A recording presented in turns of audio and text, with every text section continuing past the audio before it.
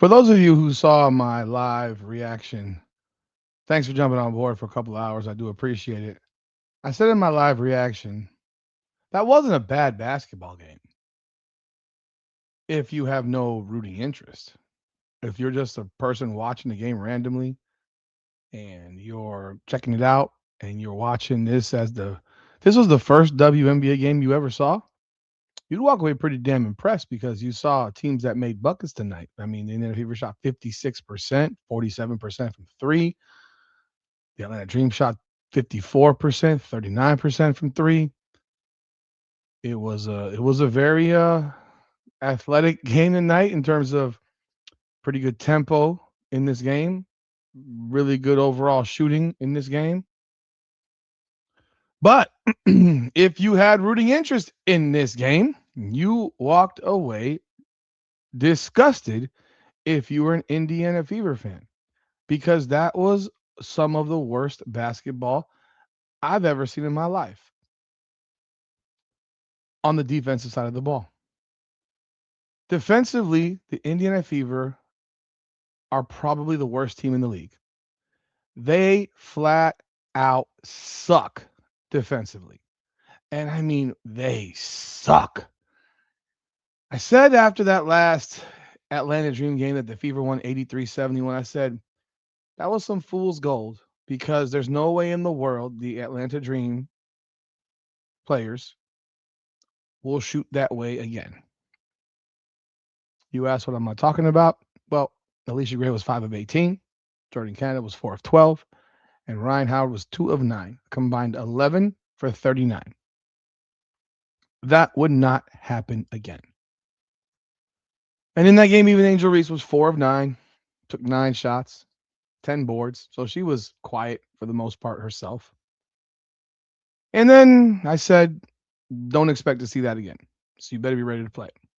Now, I thought the Fever they looked ready to play. They had a pretty solid first quarter. They led by 5. But second quarter comes and they pretty much melted down. Defensively, they were horrendous. Heck, they were bad in the first quarter on defense. Let's just be real. The amount of blow-bys to the rim, I mean, it was everybody. Caitlin Clark, Kelsey Mitchell, Sophie Cunningham, Lexi Hull, Leah Boston. Everybody got blown by. It was clinical. That said, this was the unveiling night of Caitlin Clark's new sneaker, for which I have my opinions on that as well. I think it's a nice looking sneaker. Do I think it's one of the lazier designs that Nike can come up with for someone that you've been waiting 2 years for? Yeah, very lazy. Looks like a 1996 Air Max to me. Looks like a shoe that they had already designed and that they just adjusted a little bit. But is it a nice looking shoe? Yeah, it looks like a running shoe. It's not a These aren't basketball shoes anymore. They're low top shoes. They don't cover your ankle. They don't protect you. And of course, even tonight, Caitlin Clark comes down on someone's foot at some point. I forgot who it was, and she rolled her ankle. Needless to say. So the brand new shoe wasn't too protecting, but hey, they're pretty decent looking and they're not ugly. They look all right, but it's just lazy design. But this was the unveiling night for that shoe, and she shot the ball well. She had like Caitlin Clark, 26 points, 7 assists, 8 of 17. She came out good. She looked good, and after that, we had to watch them all play defense. She picked up her fifth foul with 9 minutes to go. With the Fever, I think they were down 9, and they came back with her on the bench. Now, when she finally came back in the game, they had tied the game, and that was about 4 minutes left, and she didn't take a single shot in the final 4 minutes.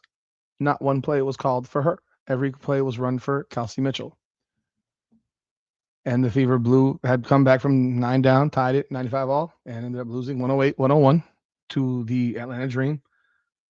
Ryan Howard largely kicked Indiana's ass tonight.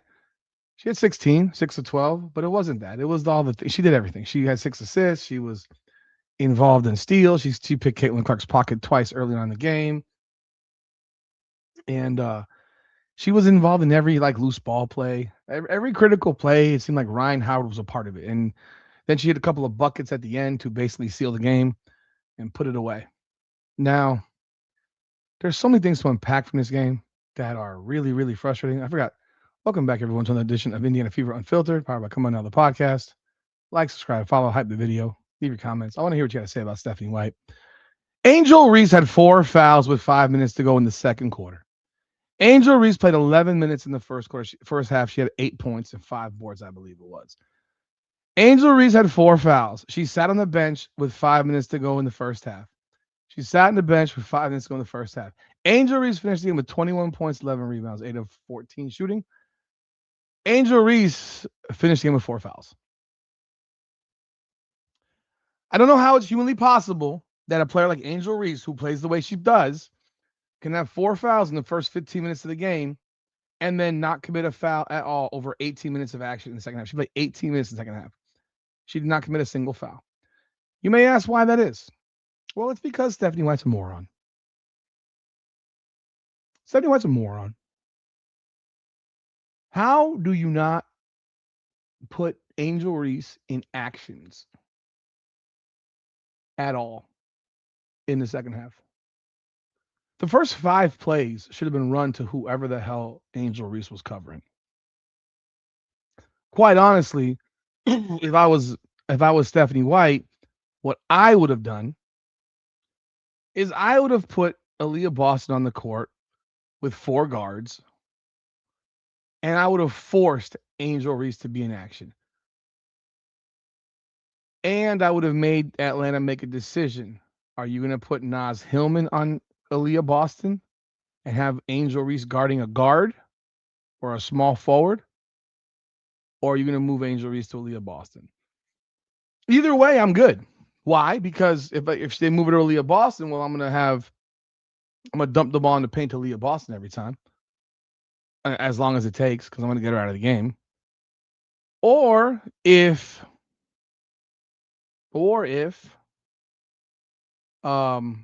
she's going to guard a guard, well, I'm going to put her in pick and roll action the entire time. I'm going to have her in action the entire time. She's going to have to guard somebody going downhill. She's going to have to make a decision. Do I really cover them, or do I let them go for a layup? Just because I can't pick up my 5th foul. She finished with 4 fouls. She did not pick up a foul the rest of the game. And in the second half, she absolutely destroyed the Indiana Fever. She was scoring at will. I think she had 13 or 14 in the second half. 13 in the second half. 6 boards. She scored big buckets down the stretch. They had Michaela Timpson guarding her. She's too big for Michaela Timpson. She was cooking Michaela Timpson. It was embarrassing. It's like why in the world was Aaliyah Boston not guarding Angel Reese? It seems like the only time, because Aaliyah Boston had 1 foul with like 5 minutes to go in the game. Why is Angel Reese not being guarded by Aaliyah Boston? Aaliyah Boston, the one time that I remember her guarding her in the fourth quarter in the last 5 minutes was when a layup attempt that Aaliyah Boston blocked because Angel Reese comes down. Now, she did throw 2 elbows right to Aaliyah Boston's stomach. They didn't call it. But then she goes up for the shot, and Aaliyah Boston Sanders is sitting right there, and she just shoots it right into her hand. But other than that, Angel Reese got whatever she wanted in the second half because Aaliyah Boston wasn't guarding her. It made no sense. It made no sense. Now, they're down 9, and basically everything in the fourth quarter ran through Kelsey Mitchell. She finished with 26 points, 10 of 15. But then when Caitlin Clark came back in the game, then everything was still running through Kelsey Mitchell.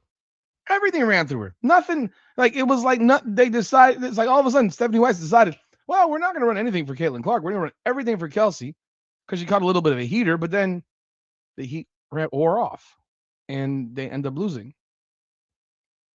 They're down 2, commit back-to-back turnovers.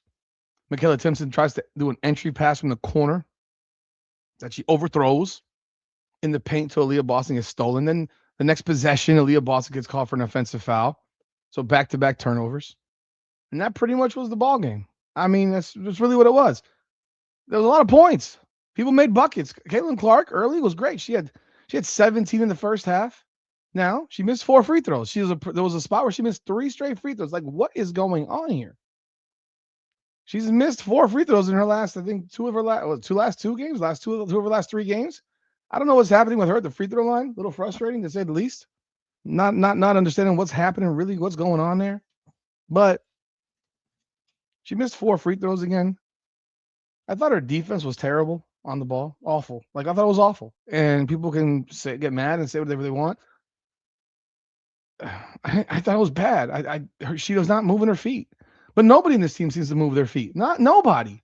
Whether it's Caitlin or Lexi or Kelsey, Aaliyah, no, it doesn't matter who. They can't defend. Sophie can't defend. No one can defend on the ball.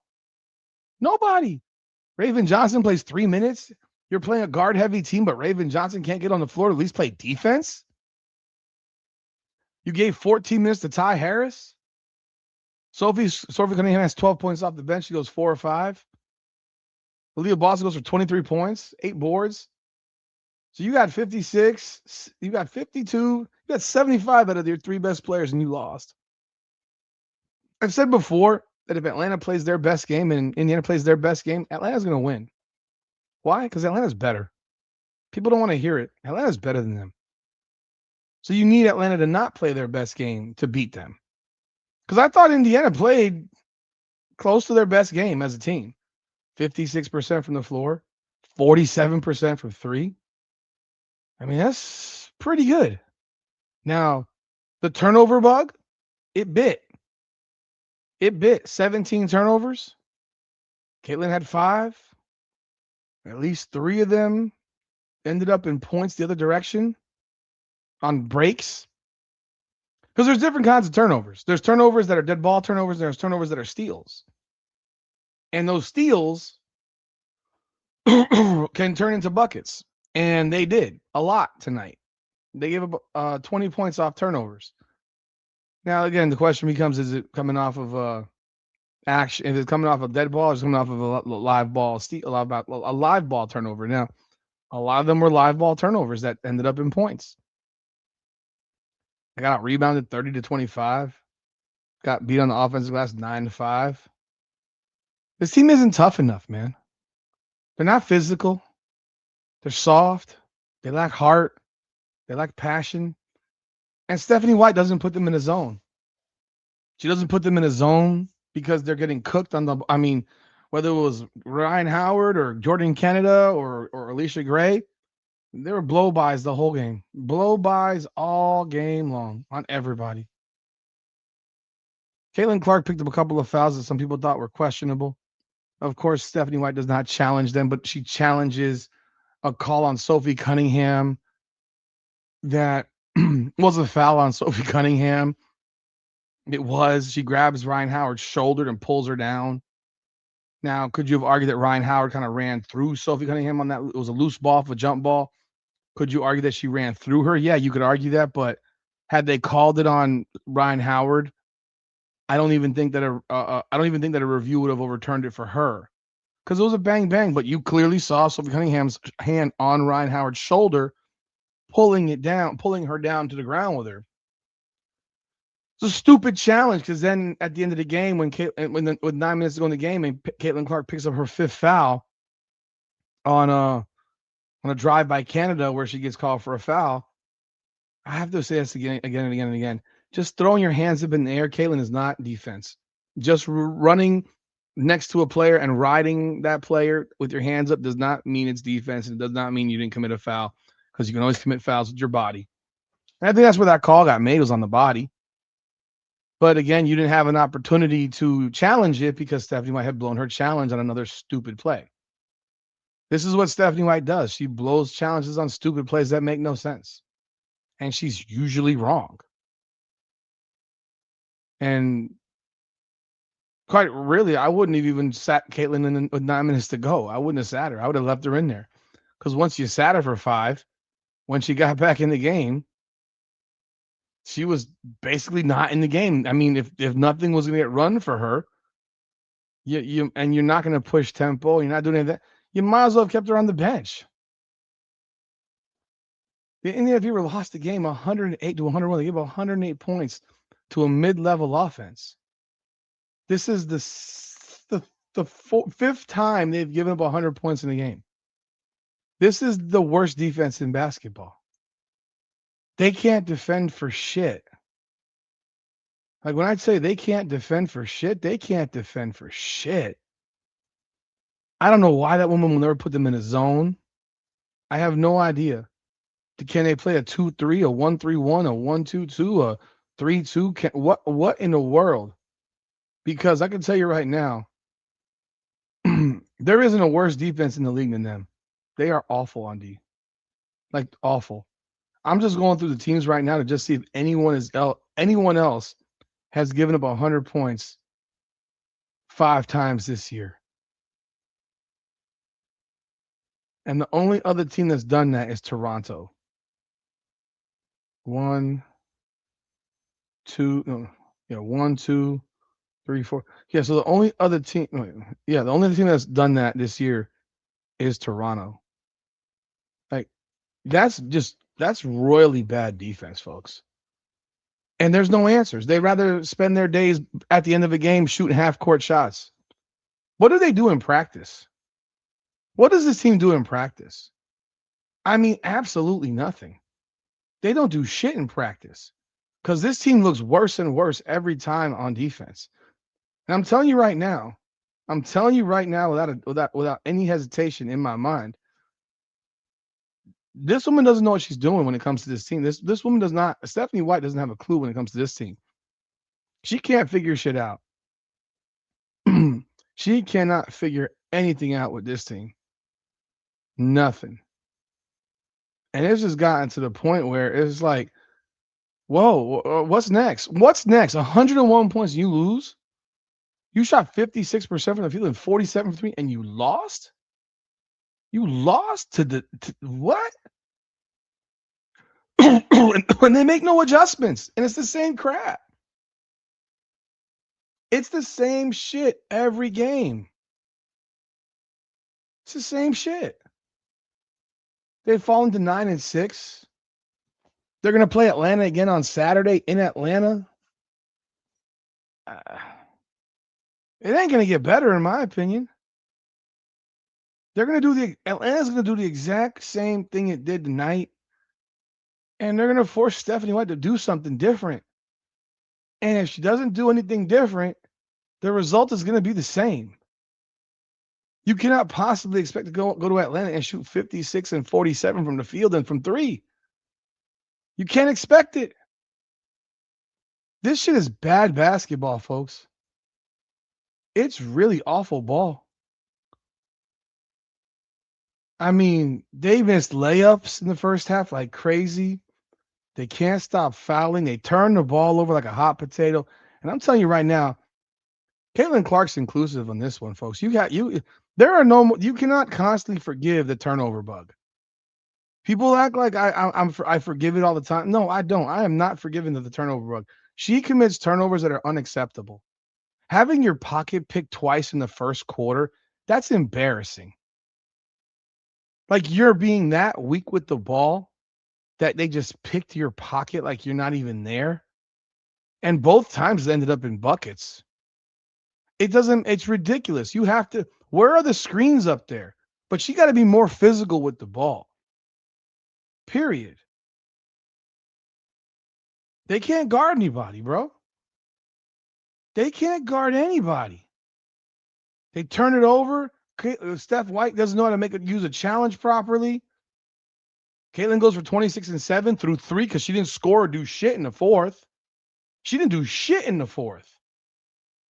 26 and 7 through 3, and that's how she ended the game. But she has got to play smarter defensively. I don't give a fuck. Stop fouling. Stop fouling. And stop having these reactions if you didn't foul. Because more often than not, you did. Caught in switches constantly. Don't shuffle your feet. This is everybody. But Caitlin don't shuffle her feet for shit. They got her some new shoes, and are those shoes weighted? Because she looks slower defensively than that. She's looked in in other games where she was put in ISO situations. She was behind in every ISO. It's bad ball. Like, to not attack Angel Reese with 4 fouls relentlessly in the third quarter to get her out of the game is crazy. Angel Reese was largely the difference in this game.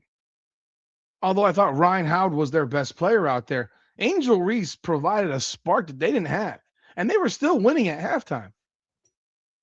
But she had 13 points in the second half. And they let her stay on that floor. Aaliyah Boston stands 23 feet from the basket the whole goddamn game. She has 23 points, but god dog, does she stand? She stands so far from the rim. She took 2 threes. She hit one, and then of course late there was one that she was wide open, but of course it had pressure on it, so of course she missed it by a mile. I wish she'd never shoot a 3 at all. I wish she would get her big ass in the paint, but she doesn't do that. Imagine that. You got a girl with 4 fouls and you're not in the paint. Driving kicks. There's no driving kick anymore because Lexi Hall's been rendered useless by Stephanie White. You all know my opinion on Lexi. I think she's terrible. But guess what? She's a spot up corner 3-point shooter. And now Caitlin Clark doesn't have a person to throw a spot up corner 3-point ball to, because the person in the corner is either Monique Billings, Maisha Hines-Allen, or Michaela Timpson, and none of them motherfuckers can shoot. Billings might make one once in a while, but that was an automatic pass to Lexi Hall. And now Lexi Hall offensively is atrocious because her only value is standing in the corner for a 3-point shot. And she doesn't even get to take them now because she's no longer in the corner. It's ridiculous. I don't know what I'm watching anymore. I sit here watching, almost hoping that this team loses right now. Because I keep telling you, I am not a fan of this team. I'm a fan of a player. I'm a Caitlin fan. The rest of this shit is semantics. 101 points and you lose? That defense, I don't want to hear it anymore about her being a defensive coach because I don't know what the hell she's coaching. Vibes, happiness, chill. No, fucking lady, coach defense. You should have a practice where y'all do nothing but fall. I would have a 2-hour practice of shuffling your feet, bending your knees, and shuffling your feet. They don't bend their knees on the ball. They're stiff, and it's everyone. Aaliyah Boston too, Kelsey too, Sophie too, Lexi too, everybody too, Caitlin too. They're all involved. That was trash, man. And they're going to play this team on Saturday and probably get their shit kicked in again, more than likely. I mean, that's my opinion. I don't see this team beating that team on Saturday in Atlanta. I don't see it. Because you just saw the 3 best players combined for 75 points, shoot 56% and 47 from 3, and lose at home. And you damn well know that you're not going to shoot 56% again against an Atlanta defense that's pretty good, and 47 from 3. You're not going to shoot that. They're probably not going to shoot 54% and 39% from 3. So all of it's going to drop down some. But if Atlanta plays their best game and Indiana plays their best game, in my opinion, Atlanta wins that game every day. Because I think Atlanta's just better than them. They're just better than them. So Indiana has to play a better game than Atlanta to win. They have to play better. They have to truly put in some effort defensively. They are a no-effort ass defensive unit. And it doesn't matter the player. They are all equally culpable of being bad on defense and lazy and heartless and passionless. That was garbage, man. Y'all let me know y'all thoughts in the comments. Hit that like button and subscribe to the channel. Hype the video. Let everybody know. This is dog shit. I'm done. Indiana Fever Unfiltered, powered by Come On Now, the podcast. Come on now.